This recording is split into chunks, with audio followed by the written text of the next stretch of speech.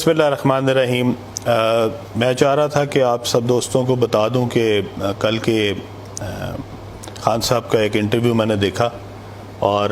میں چاہتا تھا کہ اس پہ جو حقائق ہیں وہ سارے لوگوں کے سامنے آ جائیں۔ خان صاحب نے اس میں ذکر کیا کچھ میری زمین کا کہ وہ زمین جو ہے وہ میں ان سے کوئی لیگلائز کرانا چاہتا تھا، جس کی وجہ سے ان کے میرے ساتھ اختلاف ہو گئے یا میرے ان کے ساتھ اختلاف ہو گئے۔ تو پہلی بات تو میں کیٹیگوریکلی بتانا چاہتا ہوں کہ 2010 سے 2018 تک میں عمران خان کے ساتھ تھا، اور جب میں 2010 میں عمران خان صاحب کے ساتھ ہوا تھا، یہ سوسائٹی میرے پاس اس وقت بھی موجود تھی، اور یہ سوسائٹی میں نے خریدی تھی کیونکہ 2010 میں بھی میں اپوزیشن میں تھا اور اس وقت بھی مجھے کوئی NOC نہیں دیتا تھا، کوئی اپروول نہیں دیتا تھا۔ تو میں نے ایک اپروول کے ساتھ ایک سوسائٹی خریدی تھی جس کے اپروول میرے سے جو پہلے مالکان ہیں انہوں نے حاصل کیے ہوئے تھے، اور 2010 سے لے کے آج تک 2022 تک وہ سوسائٹی میرے پاس موجود ہے اور اسی میں اس کی ایکسٹینشن ہوئی ہے۔ خان صاحب وہاں پہ تشریف لا چکے ہیں۔ میرے والد صاحب کی جب وفات ہوئی تو اس کی تدفین پہ خان صاحب وہاں پہ تشریف لائے تھے، اس لیے انہوں نے وہ سوسائٹی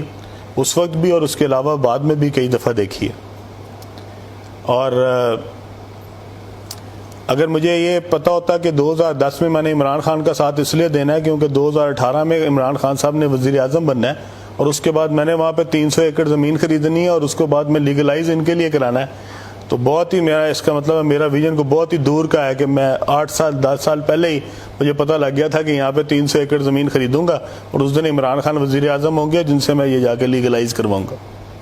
حقائق یہ ہیں کہ یہ زمین جو ہے یہ 300 ایکڑ نہیں ہے، میرے پاس سوسائٹی میں 3000 ایکڑ سے زیادہ زمین موجود ہے، اور خان صاحب جس 300 ایکڑ کی بات کر رہے ہیں کہ اس کا شاید وہ یہ بتانا چاہ رہے ہیں کہ وہ زمین جو ہے وہ اس کا سٹیٹس تبدیل ہو رہا ہے، کیونکہ میں نے وہاں پہ زمین کوئی جو ہے وہ ایکوائر نہیں کرائی، میں نے وہاں کے لوکل زمینداروں سے زمینیں خریدی ہیں، اور وہ 3000 ایکڑ ہو یا 10,000 ایکڑ ہو اس میں سے ایک انچ زمین بھی جو ہے وہ سرکاری نہیں ہے، وہاں نہ ہی کوئی شاملات ہے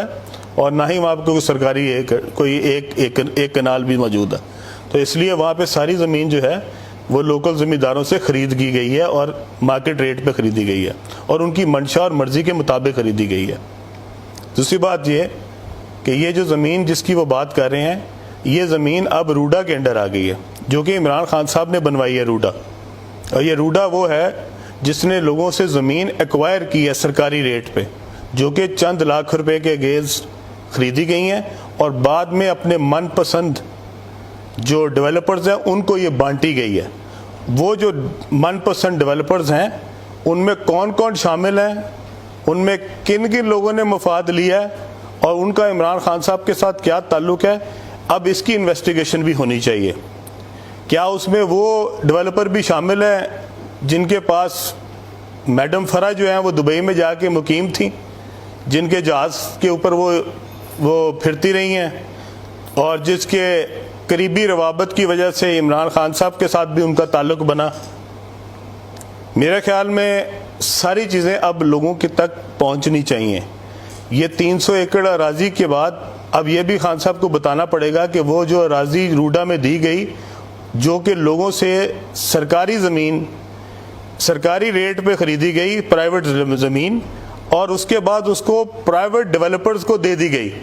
وہ پرائیویٹ ڈیولپرز میں کون کون شامل ہیں؟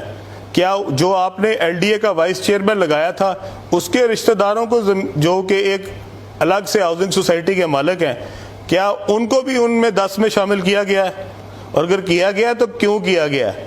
اور آپ نے کن کن لوگوں کو اس کے اندر مفاد دیا ہے؟ اس کے اندر کیا علیم خان بھی شامل ہے؟ اور اگر علیم خان شامل ہے تو آپ بتائیں،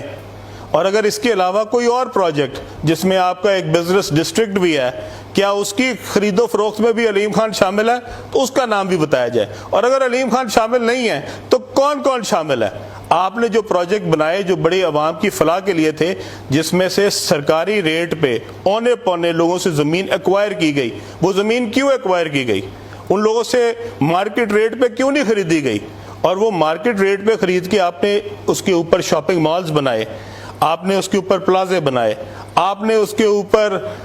گولف کورسز بنائے. اگر خان صاحب آپ وہ زمین کے اوپر پلازا بنا سکتے ہیں تو وہ اس کی زمین کا سٹیٹس گرین ہے, لیکن آپ کا پلازا بن سکتا ہے انڈر روڈا, آپ کا شاپنگ مال بن سکتا ہے, آپ کے گولف کورسز بن سکتے ہیں, آپ کے گھر بن سکتے ہیں, علیم خان کی سوسائٹی نہیں بن سکتی. کیوں؟ ذرا جواب دینا پسند کریں گے. اگر اس کا سٹیٹس گرین ہے تو صرف علیم خان کے لیے گرین ہے. روڈا جب اس کے اوپر ڈیولپمنٹ کر رہی ہے, روڈا جب اس کے اوپر پروجیکٹ بنا رہی ہے, تو اس کا سٹیٹس جو ہے وہ براؤن کیسے ہو جاتا ہے اور علیم خان کے لیے گرین کیوں ہو جاتا ہے؟ خان صاحب, جس دن آپ میرے پاس آئے تھے اپنے جلسے کے لیے پیسے مانگنے, میں آپ کے گھر نہیں گیا تھا, آپ میرے گھر آئے تھے میاں محمود الرشید اور فرید الدین صاحب کو ساتھ لے کے, ٹھیک ہے. اور میں جس دن 2002 میں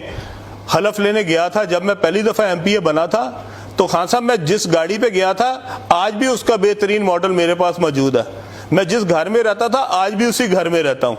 میں نے اپنی سیاست میں سے لگایا ہی ہے, کمایا کچھ نہیں ہے. اور اگر آپ سے زیادہ اس کو کون جانتا ہوگا کہ جس دن پی ٹی آئی پہ برا وقت آیا, جس دن کوئی مشکل دن آیا, اس دن سب سے پہلے کون آپ کے پاس آیا؟ اور پی ٹی آئی کے ایک ایک جلسے سے لے کے, ایک ایک دھرنے سے لے کے, ہر مشکل وقت میں آپ کے لیے کیا میں اس لیے کھڑا تھا کیونکہ 2018 کے بعد آپ نے ایک دن وزیر اعظم بننا تھا, اور میں نے اس میں سے 300 ایکڑ کنال زمین جو ہے, 300 ایکڑ اراضی جو ہے, وہ آپ سے میں نے اس کا سٹیٹس تبدیل کرانا تھا. بس آپ کو یہی الزام ملا علیم خان پہ لگانے کے لیے. تو خان صاحب, میرے خیال میں ہم سب کی عزت اسی میں ہے کہ آپ بھی عزت و احترام سے میرا نام لیں, تاکہ میں بھی اسی طرح آپ کا نام جو ہے وہ عزت و احترام سے لیتا رہوں. اگر آپ میرے بارے میں بولنا شروع کریں گے اور مجھ پہ الزام لگائیں گے تو چپ میں بھی نہیں رہنے والا. اور پھر جب ہم نے ایک دوسرے کو بارے میں بولنا شروع کیا تو میرے خیال میں اس میں آپ کو کوئی فائدہ نہیں ہوگا, آپ کا شاید نقصان ہی ہو جائے. تو بہتر یہی ہے کہ میں نے بھی اتنے دن سے اپنا منہ بند رکھا ہوا تھا, میں بھی چاہ رہا تھا کہ کوئی باتیں جو ہیں وہ دل کی دل میں ہی رہ جائیں, لیکن اگر آپ کھلوانا چاہتے ہیں تو پھر ساری کھلنی چاہیے. اور پھر میں آپ سے چاہتا ہوں کہ آپ آئیں, کسی چینل پہ بیٹھیں, ساتھ مجھے بھی بٹھائیں, ساتھ جہانگیر ترین کو بھی بٹھائیں, اور پھر لوگوں کے سامنے سچ بولتے ہیں ہم تینوں. پھر پتہ لگے آپ کا کہ آپ کیا کہہ رہے تھے اور ہم کیا کہہ رہے تھے, آپ کا کیا موقف تھا, ہمارا کیا موقف تھا. جس دن چاہیں, جس جگہ چاہیں, جس چینل پہ چاہیں, جتنے گھنٹوں کے لیے چاہیں, آئیں پروگرام کرتے ہیں. ذرا عوام کو پتہ تو لگے کہ اصل چہرہ کیا ہے, علیم خان کا چہرہ کیا ہے, عمران خان کا چہرہ کیا ہے, اور جہانگیر ترین کا چہرہ کیا ہے. کتنے کو مفاد لیے ہیں میں نے آپ سے, آپ کو یہ بتانا پڑے گا لوگوں کو کہ میں نے کتنے مفاد لیے تھے آپ کے, جو میں آپ کے ساتھ 10 سال لگا رہا. آپ نے مجھے آخر میں صرف میرا جو مول ہے وہ یہ لگایا کہ میں نے 300 ایکڑ زمین جو ہے وہ آپ سے اس کا زمین کا سٹیٹس تبدیل کرانا تھا, جبکہ میرے پاس خان صاحب اس وقت ساری زمینوں شاید 10,000 ایکڑ سے بھی زیادہ ہے. تو مجھے آپ کی 300 ایکڑ زمین کے لیے آپ کے ساتھ میں نے 10 سال لگائے, دن رات محنت کی, کوشش کی, محنت کی, اور آپ نے آخر میں مجھے 300 ایکڑ کے اوپر جو ہے وہ الزام لگا دیا. مجھے تو بہت شرم آئی کہ میری ساری جتنی محنت تھی اور جتنی ساری کوشش تھی اس کا آپ نے یہ مول لگایا. میں آج بھی کہتا ہوں کہ آج بھی آپ لوگوں کو اصل چہرے دکھائیں, اصل بات بتائیں. آپ نے لوگوں پہ پہلے کہا کہ سازش ہوئی تھی, امریکہ نے سازش کی تھی, اور اس میں یہ لوگ جو ہیں یہ امریکن لوگوں کو ملتے رہے ہیں. اور میں نے پچھلی دفعہ بھی اپنی پریس کانفرنس میں بتایا تھا کہ میں آپ کے گھر میں ملا تھا امریکن امبیسڈر کو, میں ای یو کے امبیسڈر کو آپ کے گھر پہ ملا تھا, میں خان صاحب انگلینڈ کے امبیسڈر کو آپ کے گھر پہ ملا تھا. جب آپ کے گھر پہ جس وقت آپ پرائم منسٹر نہیں تھے ان سارے امبیسڈرز کو ملا جا سکتا ہے تو اس کے بعد کیوں نہیں ملا جا سکتا؟ خان صاحب حکومت میں آنے کے بعد تو یہ امبیسڈرز مجھ سے زیادہ آفیشلی بھی مل سکتے تھے, اور آپ نے میرے نام کے اوپر غدار لکھوا دیا, جبکہ ملتے تو میں آپ کے ساتھ رہا تھا. جب آپ ملا کرتے تھے ان امبیسڈرز کو, جب آپ اپوزیشن میں تھے, تو کیا آپ محب وطن تھے؟ اور آج جو مل رہا ہے آپ کے دور میں وہ غدار ہے. یہ کون سا سٹینڈرڈ ہے؟ آپ ایک سٹینڈرڈ کیوں نہیں رکھتے؟ آپ بتائیں کہ ہاں اس دن میں بھی غدار تھا, آج یہ بھی غدار ہے, تو ہم بھی سارے مان لے کہ تاکہ جو مل رہا ہے جس بھی امبیسڈر کو, خواہ وہ ای یو کا امبیسڈر ہے, خواہ وہ برٹن کا امبیسڈر ہے, خواہ وہ امریکہ کا امبیسڈر ہے, خواہ وہ جاپان کا امبیسڈر ہے, خواہ وہ رشیا کا امبیسڈر ہے, وہ سب غدار ہیں. تو آپ اپنے لوگوں کو دیکھیں، آپ